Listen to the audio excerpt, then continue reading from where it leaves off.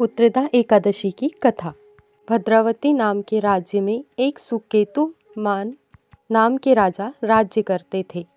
उनकी पत्नी का नाम था श्रव्या। राजा के पास सब कुछ था। उन्हें कमी थी तो सिर्फ और सिर्फ एक संतान की। इसी वजह से राजा और रानी बहुत ही परेशान और चिंतित रहते थे। राजा को इस बात का डर सताता था कि उनकी मृत्यु के बाद उनका अंतिम संस्कार कौन करेगा, पिंडदान कौन करेगा, उनके वंश को आगे कौन बढ़ाएगा। इसी बात की चिंता से दुखी होकर राजा ने आत्महत्या करने का मन बना लिया, लेकिन पाप के भय से उन्होंने इस विचार को त्याग दिया। लेकिन उनका कहीं भी मन नहीं लगता था, तो वे रानी के साथ जंगल में चले गए। राजा को जंगल में पक्षी और जानवर दिखाई दे रहे थे। राजा के मन में बुरे विचार आने लगे। इसके बाद राजा दुखी होकर एक तालाब के किनारे बैठ गए। तालाब के किनारे ऋषि मुनियों के आश्रम बने हुए थे।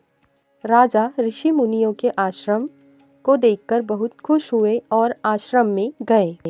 वहां पहुंचकर उन्होंने वहां पर उपस्थित ऋषि को प्रणाम किया। तब ऋषिवर ने उनका आदर सत्कार किया और उन्हें बैठने को कहा। इसके बाद उन्होंने राजा से पूछा कि कहिए राजन, आपके मन में क्या है।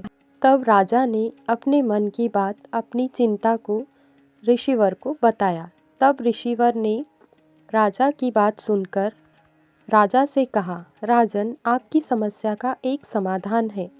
पुत्र प्राप्ति के लिए, संतान प्राप्ति के लिए आपको पुत्रदा एकादशी का व्रत रखना होगा। ऋषि की बात सुनकर राजा ने उसी दिन से पुत्रदा एकादशी का व्रत धारण किया और द्वादशी तिथि को इसका पारण किया। व्रत के प्रभाव से रानी गर्भवती हुई और 9 माह बाद राजा और रानी को एक संतान की प्राप्ति हुई।